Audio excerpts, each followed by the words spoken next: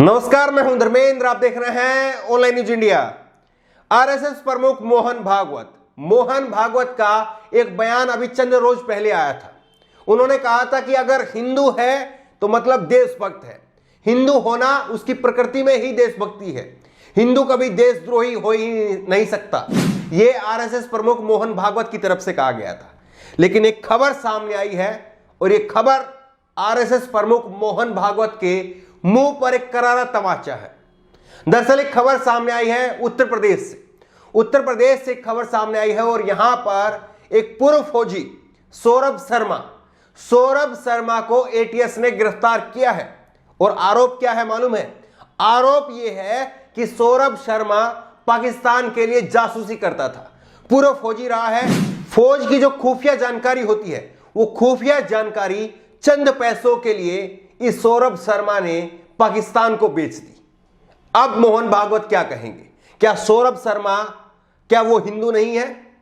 क्या सौरभ शर्मा मुसलमान है? यह सवाल पूछा जाना चाहिए। और अगर वो हिंदू है तो फिर वो देशभक्त क्यों नहीं है? उसकी प्रकृति में क्यों नहीं है? यह सवाल मोहन भागवत से पूछा जाना चाहिए। पूरी खबर आपको दिखाएंगे, लेकिन पहले एक बार आप मोहन भागवत का वो पुराना बयान सुन लीजिए, फिर आपको पूरी खबर बताते हैं। परंतु गांधी जी ने जो बात कही है वो गौर करने लायक है। ये देशभक्त तो हम सब है, लेकिन गांधी जी ने कहा कि मेरी देशभक्ति मेरे धर्म से निकलती है। तो हिंदू पेट्रियट यानी हिंदू है तो पेट्रियट होना ही पड़ेगा उसको। दैनिक जागरण की एक खबर आप देखिए। दैनिक जागरण की इस खबर में लिखा है, यूपी एटीएस का एक और बड़ा ऑपरेशन, पाकिस्तान के लिए जासूसी करने वालों को दबोचा। यह दैनिक जागरण की खबर है। दैनिक जागरण ने लिखा है, उत्तर प्रदेश की एटीएस ने शुक्रवार को एक और बड़ा ऑपरेशन किया। एटीएस की टीम ने हापुड़ में छापा मार करके पाकिस्तान के लिए जासूसी करने वाले भारतीय सेना के एक पूर्व सैनिक को दबोचा। इसके पास में से एटीएस को टेरर फंडिंग का भी सबूत मिला है। वो पाकिस्तान के लिए जासूसी करता था। टेरर फंडिंग के भी सबूत उसके पास से मिले हैं। बड़ी संख्या में इसके पास में विदेश से रकम भेजी गई है आतंकवादी गतिविधियां करने के लिए। अब आप क्या कहेंगे मोहन भागवत जी? ये सीधा सीधा सवाल आपसे है। उत्तर प्रदेश एटीएस के एडीजी प्रशांत कुमार ने बताया कि भारतीय सेना में तैनात रहे सौरभ शर्मा को हापुड़ से गिरफ्तार किया गया। इनके खिलाफ लखनऊ में भी केस दर्ज किया गया है। सौरभ शर्मा 2013 में भारतीय सेना में भर्ती हुआ था। इसके बाद में उसने मेडिकल कारणों से 2020 में भारतीय सेना को छोड़ दिया। 2020 में इसने भारतीय सेना को छोड़ दिया मेडिकल कारणों का हवाला देते हुए। अब आप समझ सकते हैं कि 2020 तक या उससे पहले तक ये तो एटीएस की टीम बताए कि उसने जासूसी करना कब से शुरू किया था और क्या क्या भेजा है और कितनी रकम आई है। ये पूरी जानकारी जो है वो एटीएस के पास में है। लेकिन फिलहाल ये जानकारी आई है कि 2013 में भर्ती हुआ और उसके बाद में 2020 में इसने रिजाइन कर दिया। मेडिकल रीजन की वजह से इसने रिजाइन कर दिया है। इस दौरान उसके बैंक अकाउंट में विदेश से रकम आई है। हापुड़ के साथ ही उत्तर प्रदेश एटीएस ने गुजरात में भी छापा मार करके टेरर फंडिंग के मामले में एक और को पकड़ा है।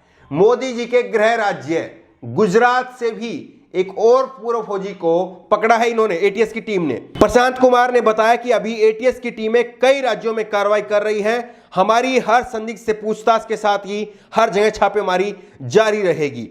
उत्तर प्रदेश की एटीएस ने पाकिस्तान की खुफिया एजेंसी को सेना की गोपनीय सूचनाएं भेजने वाले सेना के पूर्व जवान सौरभ शर्मा को हापुड़ से और उसके सहयोगी अनस गितोली को गुजरात के गोधरा से गिरफ्तार किया है। दो खबरें हैं।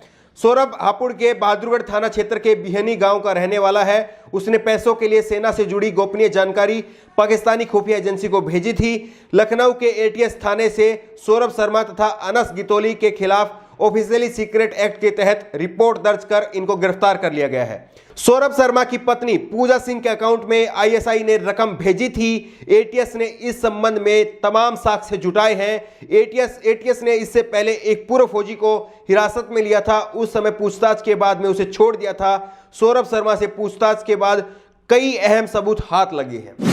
अब मोहन भागवत साहब क्या कहेंगे कि क्या वाकई हिंदू जो है केवल देशभक्त होने का मतलब यह है कि अगर हिंदू है तो देशभक्त है?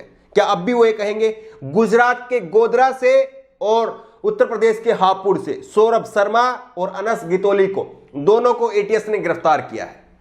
एक तो प्रधानमंत्री राज्य नरेंद्र मोदी के गृह राज्य से हैं और दूसरा योगी आदित्यनाथ के राज्य से हैं।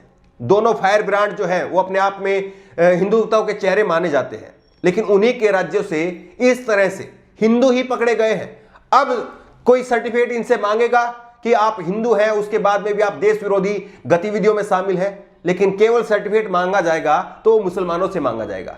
सुनिए एक बार असदुद्दीन ओवैसी से अंजना ओम कश्यप ने कहा था कि अपनी देशभक्ति साबित करिए, उसके बाद में असदुद्दीन ओवैसी ने किस तरह से करारा जवाब दिया। साबित कीजिए अपनी देशभक्ति। अरे मैडम, मैं जिंदगी में जब यहां से चला भी जाऊंगा ना तो मेरे आने वाली 10 नस्लों को ये पूछते रहेंगे अपनी देशभक्ति साबित करो, भाड़ में जाए। मैं इन लोगों के देशभक्ति का सर्टिफिकेट लेने का मोहताज नहीं हूं। मैं जूती पर रखता हूं इनकी देशभक्ति के सर्टिफिकेट को। मैं भारत का वफादार हूं और रहूंगा इंशाअल्लाह ताला।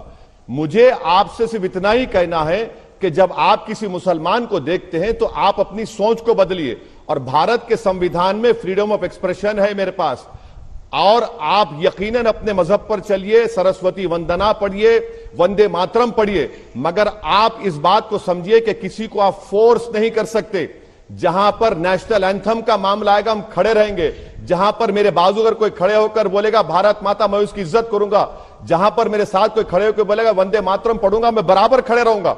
मगर अगर आप ये बोलेंगे कि नेशनल एंथम से हटके हम आपके गले पे रख देंगे, आप गरिए क्यों करेंगे? फ्रीडम ऑफ एक्सप्रेशन नहीं है भारत में, खत्म हो गया क्या? क्या मोदी की हुकूमत आई तो क्या किम जोंग की हुकूमत आ गई? क्या संविधान खत्म हो गया? मोहन भागवत का जब ये बयान आया था तभी हमने एक लंबी लिस्ट आपको दिखाई थी कि किस तरह से डीएसपी देविंदर सिंह वो आतंकवादियों को साथ लाते हुए पकड़ा गया था। बाद में मामले को रफा दफा कर दिया गया। उससे पहले भी कर्नल पुरोहित सिंह, कई ऐसे लोग रहे हैं जो सेना में रहे हैं, कई ऐसे लोग रहे हैं जो पुलिस में रहे हैं, हिंदू रहे हैं, उसके बावजूद जो है वो ऐसी गतिविधियों में भी शामिल रहे हैं। इसीलिए मैंने उस दिन भी कहा था और हर बार मैं कहता हूं कि आतंकवाद को किसी धर्म के साथ जोड़ना गलत है।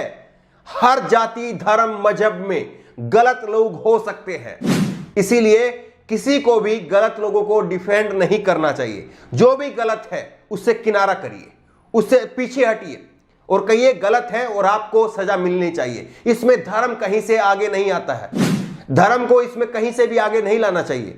वो अगर वो हिंदू भी हो सकता है, मुसलमान भी हो सकता है, सिख भी हो सकता है, ईसाई भी हो सकता है, कोई भी हो सकता है, आपके किसी भी परिवार में भी हो सकता है, लेकिन गलत का साथ नहीं देना चाहिए। और यही काम जो है बीजेपी, आरएसएस वर्षों से करती आई है और इसीलिए बार बार एक्सपोज भी होती रही है। इस खबर को लेकर के आपकी जो भी राय हो नीचे कमेंट बॉक्स में अपनी राय जरूर दें और इसी तरह की तमाम खबरों के लिए ऑनलाइन न्यूज इंडिया को सब्सक्राइब करें। धन्यवाद। इस खबर को अभी लाइक करें, शेयर करें, अभी चैनल को सब्सक्राइब करें और घंटी जरूर दबाएं।